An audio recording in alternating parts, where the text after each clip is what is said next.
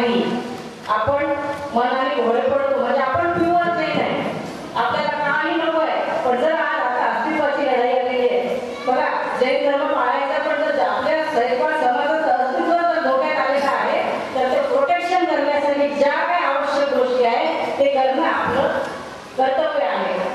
मग त्यासाठी आपल्याला आपण वेगळं काही नाही करत आहे, आपलं आहे आपल्याला. मला एक सांगा, तुमचं घरात असं कोणी पण येऊन राहू शकतं का? नाही, तुम्ही एंट्रीच देत नाही.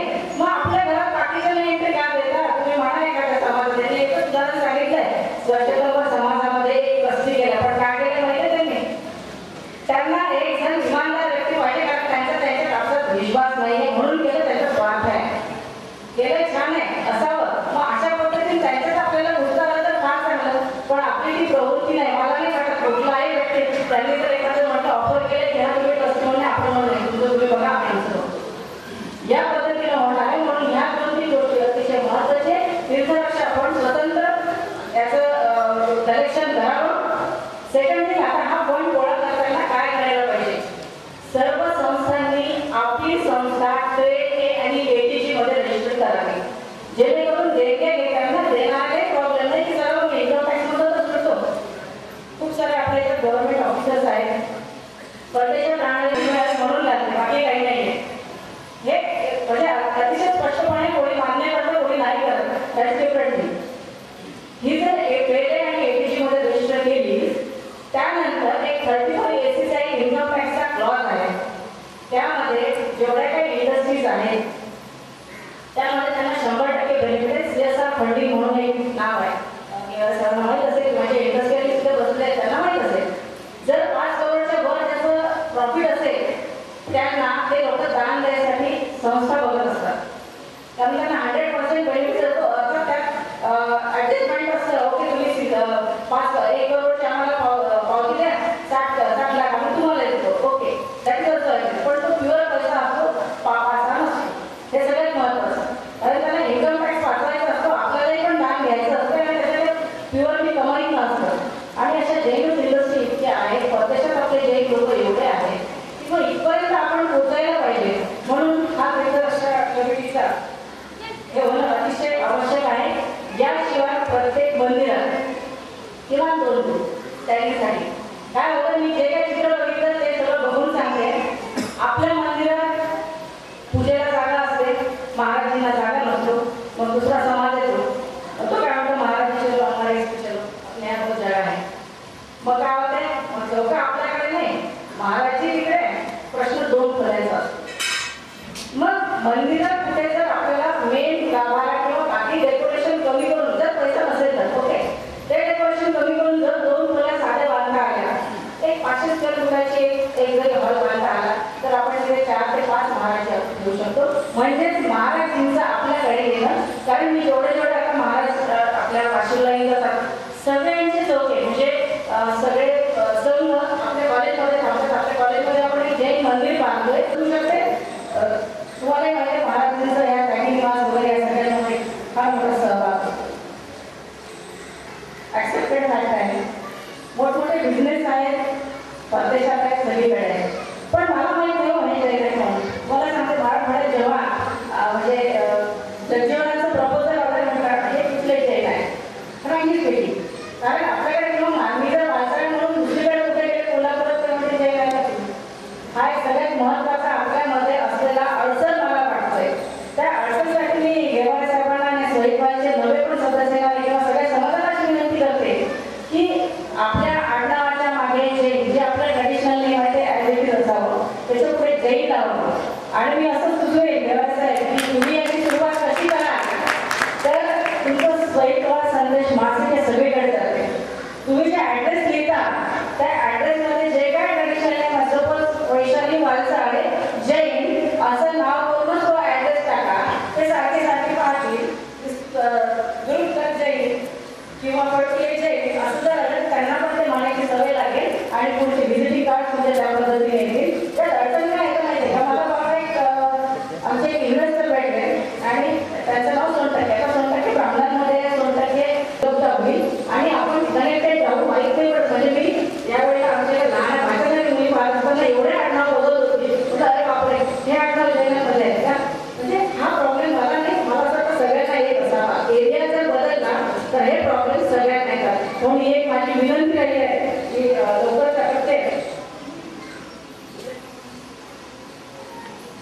आता हे झालं आपल्या इतिहासाचं आणि आपल्या घराचं ऑथेंटिकेशन.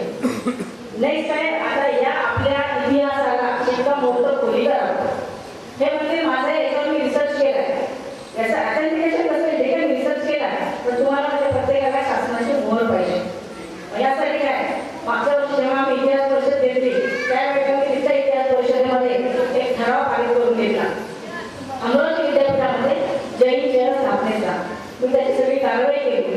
आता या पुढचे जे आहेत त्यामध्ये आम्हाला टेलिव्हिजन वगैरे सगळं न्यायचं आहे. तर माझी सगळ्यांना विनंती राहिली की जे जे विद्यापीठ आहेत प्रत्येक सोलापूर आहे, कोल्हापूर विद्यापीठ आहे, या प्रत्येक विद्यापीठामध्ये शासनाच्या तरतुदीनुसार सगळ्या धर्माच्या इतिहासाचं संरक्षण करण्यासाठी एक एक चेअर केलेली आहे. कोर्सेस जर आपण आपला इतिहास मांडला एखाद्याने लिहिला बरेचसे काका आहेत त्यांनी धर्मवंशी काका आहेत त्यांनी पण इतिहास लिहिलेला आहे. आर्य महाराजांचं चरित्र आहे त्याला आपण ॲप्लिकेशन करून शकतो त्याच्यावर रिसर्च होऊ शकतो. अशा अनेक बाबी आहेत ह्या सगळ्या होऊ शकतात. मग त्यासाठी काय करायचं आहे ज्यांचे एरिया वाईज विद्यापीठ आहे तिथे त्यांनी एक पत्र द्यायचं आहे समाजाच्या त्या ठरावलं. प्रायमरी लेवलला तुम्ही स्वयंपाक समाजाच्या वतीने जरी केलं तरी चालतं पण सुरुवात व्हायला पाहिजे. कशामुळे हे सगळं जर हे सर्कल पूर्ण झालं तर तुमचा 100% इतिहास जपला गेला. कोणीही कितीही वर्ष झालं तुमचा इतिहास कोणी नाकारू शकणार नाही. आणि हे करत असताना ज्या वेळेला ती वरची मदत लागते वरून जे अप्रुव्हल लागतं त्यासाठी मी आणि घेवाडे साहेब आहेत माझे ऑलरेडी त्या विद्यापीठाच्या संदर्भात हे झालेले आहेत. त्यावेळी माझे चांगले जवळचे मित्र आहेत आणि त्या लेवलला सांस्कृतिक विभागही त्यांच्याकडे आहे.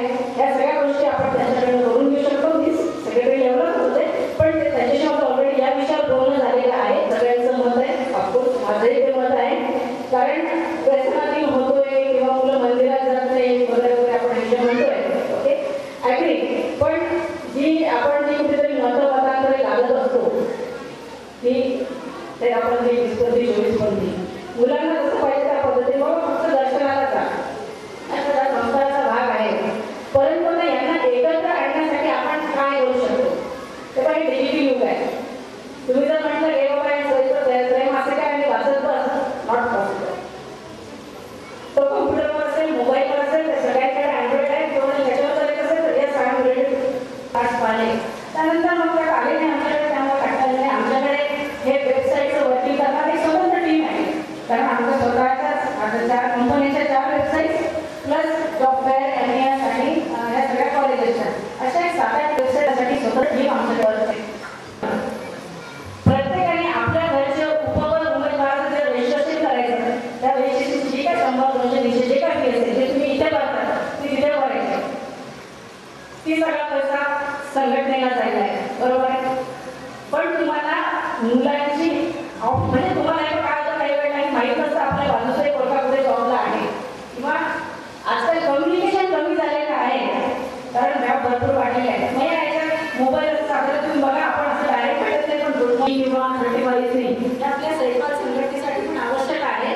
फंडिंगचा फ्लो प्रचंड प्रमाणात तुम्हाला कुठेही मागायला जायची गरज नाही. प्रत्येक जर हे जर झाले संघटन मी आणि तुम्हाला किती देण्याचा उद्योग आहे ते सगळं माझा तो वचन नाही पण माझं किंवा माझ्या परिवाराचं ते आम्ही तुम्हाला प्रोव्हाइड करतो. हा हे लागून या मराठवाडा डिस्ट्रिक्टमध्ये किती इंडस्ट्रीज आहेत तुम्ही कोणाकडनं किती डोनेशन मागू शकता तर कॅपॅसिटीच्यावर तो पण व्यक्ती देणार नाही. तर हे सगळं आम्ही करू. फक्त याचे रजिस्ट्रेशन खूप महत्त्वाचे आहे. लिगल प्रोसेस फक्त खर्च त्याला लागतो ATCला वगैरे.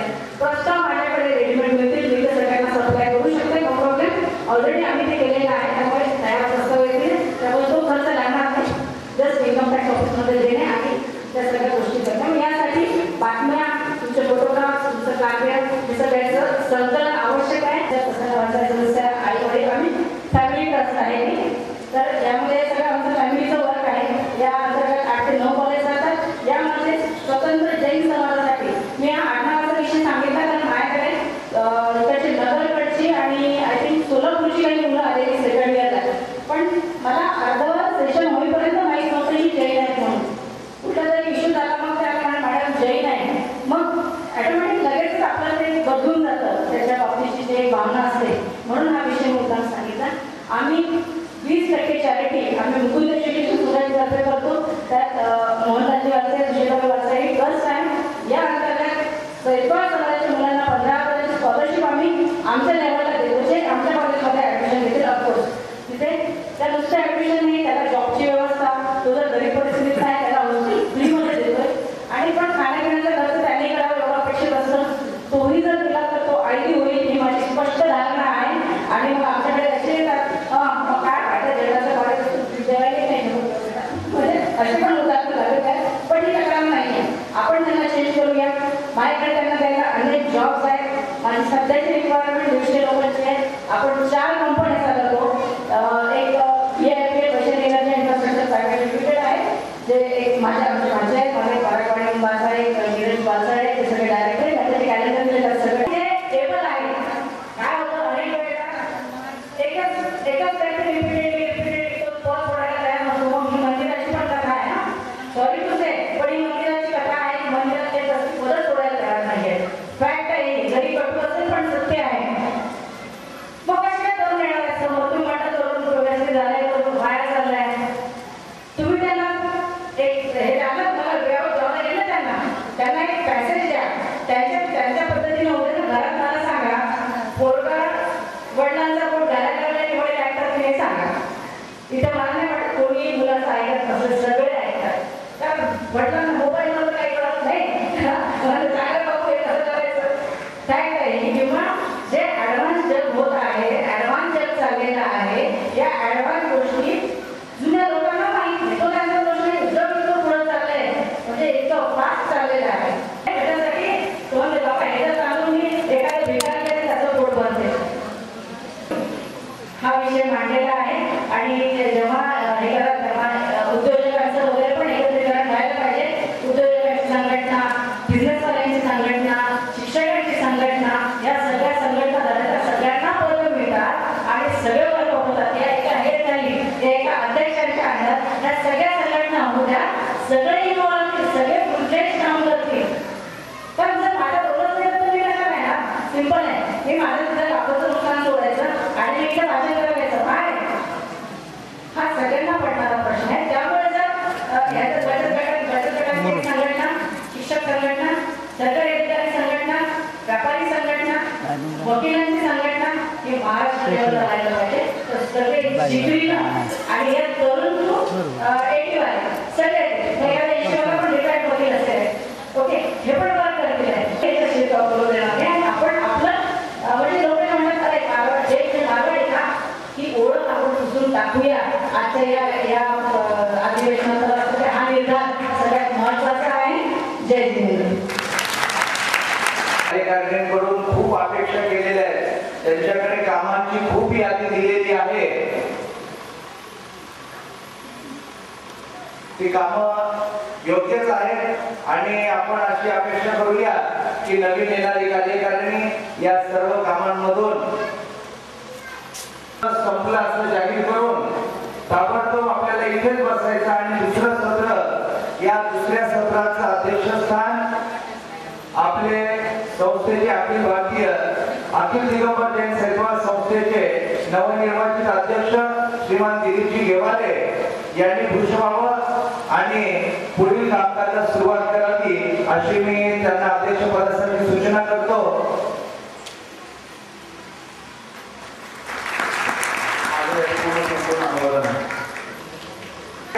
पुढच्या कामकाजाची दिशा हे आपल्याला सत्रामध्ये घ्यायचं आहे. सर्वप्रथम मी आचार्य आर्यनंदजी महाराज आणि श्री पवित्र साधनजी महाराज यांना त्रिवार वंदन करून या सत्राची सुरुवात करतो. पर्वत में ऊंचाई होती है, पर्वत में ऊंचाई होती है, गहराई नहीं. सागर में गहराई होती है, सागर में ऊंचाई नहीं. गहराई और ऊंचाई दोनों भी इस प्रश्नासाठी महाराष्ट्रातील आणि महाराष्ट्राबाहेरील जो आपला सैफा संस्थेचा जो श्रावक वर्ग आहे, सर्व सदस्य उपस्थित होते. जवळपास 25 जिल्ह्यामधून, वेगवेगळ्या जिल्ह्यामधून लोक आपल्या कार्यक्रमासाठी उपस्थित होते. आणि कालच्या कार्यक्रमामध्ये सर्व जी जुनी बॉडी होती त्यांनी सर्वांमध्ये ही बॉडीचा कार्यकाळ संपल्यामुळं ही बॉडी डिझॉल्व करण्यात आली आणि नवीन कार्यकारिणी निवडण्याचे अधिकार निवडणूक निर्णय अधिकारी श्रीमान मुकुंदजी वालसाहेब होते आणि एकच कार्यकारिणी सदस्याचा अर्ज जाहीर झाला आणि ते पण काल भरण्यात आलं. परंतु उर्वरित पद जी भरायची बाकी होती तर ती कालच्या बैठकीमध्ये सर्वांमध्ये दिलीपजी घेवारे यांचा अध्यक्षपदासाठी निवड करून पुढची कार्यकारिणी निवडण्याचं पूर्ण अधिकार दिलीपजी घेवारेंना कालच्या सभेत दिले होते आणि त्यानुसार दिलीपजी घेवारे यांनी 7 कार्यकारिणी सदस्यांपैकी एक काल निवड झाली होती म्हणजे 6 कार्यकारिणीचे पद आणि महामंत्री व खजिनदार हे 2 पद अशी पूर्ण यादी त्यांनी आपल्या समोर दिलेली आहे. ती यादी मी आपल्या समोर वाचून दाखवतो आणि त्या सन्माननीय सभासदांना विनंती आहे त्यांनी मंचवर येऊन बसायचं आहे. कालचा एक ऐतिहासिक निर्णय असा झाला की मोहन काकांनी आता सांगितलं की कालची सभा त्यांच्या आयुष्यातील अविस्मरणीय सभा आहे की सर्व कार्यकारिणी जुने जे पदाधिकारी सर्वांनी सांगितलं की घेवारे साहेब आम्ही पदासाठी नाही आम्ही सर्व तुमच्या सोबत आहोत. आम्हाला पद असेल तरी आणि नसेल तरी तर त्या पद्धतीनं घेवारे साहेबांना हे पूर्ण स्वातंत्र्य दिल्यामुळं घेवारे साहेबांना जुन्या लोकांना तर ते घेऊन काम करतीलच परंतु नवीन नवीन कार्यकर्त्यांच्या माध्यमातून आपलं विजन जे आहे ते थोडस वाढवण्याच्या दृष्टिकोनातून घेवारे साहेबांना मदत होणार आहे आणि त्यांनी नवीन जी कार्यकारिणीचे नावं दिलेले आहेत ते नावं मी आपल्या समोर वाचून दाखवतो. त्यांना विनंती आहे त्यांनी मंचवर येऊन स्थानापन्न व्हायचं आहे. सर्वप्रथम महामंत्री या संस्थेचं महामंत्रीपद श्रीमान रमेशजी अभयकुमारजी रणदिवे ठाणे निवासी. सर्वांनी टाळ्या वाजवून त्यांचं स्वागत करायचं त्यांनी आपलं स्थान ग्रहण करायचं आहे.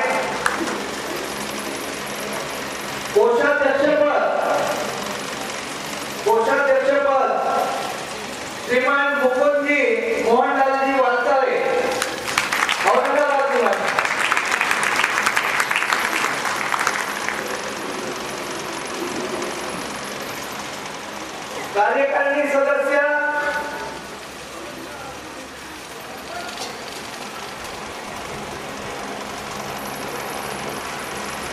कार्यकारिणी सदस्य श्रीमान विजय कुमारजी दिगंबररावजी संजय ठाणे निवासी. द्वितीय कार्यकारिणी सदस्य डॉक्टर राजेशजी रतिलालजी फडकुले सोलापूर. यानंतर श्रीमान विलासजी तुळशीरामजी जोगी औरंगाबाद यांची कालच निवड झालेली आहे. विलासजी तुळशीरामजी जोगी. सौ उज्ज्वलाताई मुखर्जर वाशिम. उज्ज्वलाताई मुखर्जर वाशिम. नंतर श्रीमान राजेंद्रजी नखाते नागपूर.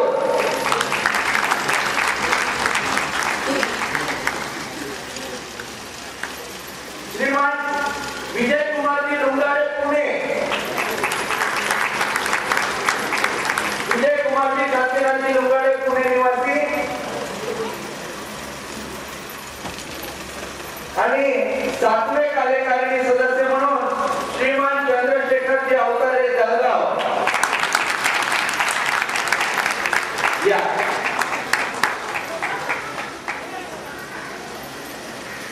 तर मला या सर्व सदस्यांना अशी विनंती करायची आहे की आपल्याला घेवारे साहेबांनी फार अपेक्षा ठेवून इतर जी कार्यकारिणी त्या जिल्ह्याची आहे ती या प्रमुख पदाधिकाऱ्यांच्या समक्ष निवड केल्या जाईल. या पद्धतीनं पूर्ण महाराष्ट्रभर आणि इतरही बाहेर मध्य प्रदेश वगैरे कर्नाटक या भागामध्ये आपला जो सैतवाल समाज आहे तिथे या पद्धतीनं ही निवड केल्या जाणार आहे जेणेकरून जिल्हाध्यक्ष काम करत नाही असं आपल्याला म्हणायचं काम पडणार नाही.